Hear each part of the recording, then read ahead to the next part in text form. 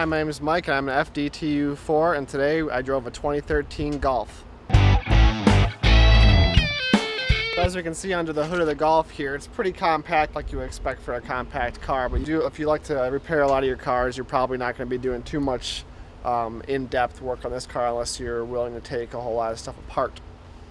One thing that's unique to the Golf that the Bug and the Jetta did not have is this guy right here, this pneumatic hood holder. The other ones have the stick where you gotta put up and figure out where the hole is, but this one's kind of nice because it holds itself up.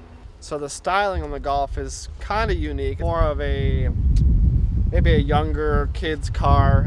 The hatchback look is kind of cool for a lot of people. I really like it personally.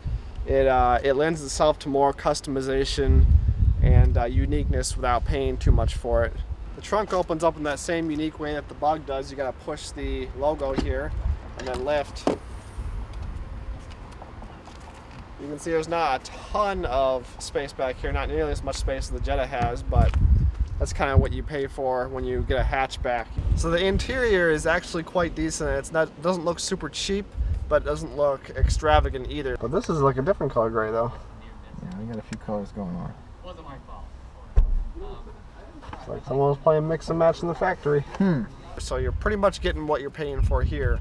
The controls are pretty simple. Basic controls on the steering wheel, behind the steering wheel. Audio system is not so up to par. You might want to think about upgrading that or replacing that if you really like audio. The seats are pretty comfortable. They kind of hold you pretty well. They're more bucket-ish. Oh, way more comfortable. Yeah, you like sink into this. This is kind of lazy boy-ish. The performance of the car, the maneuverability is kind of between the Bug and the Jetta. It's not as tight as the Bug and it's not as loose as the Jetta.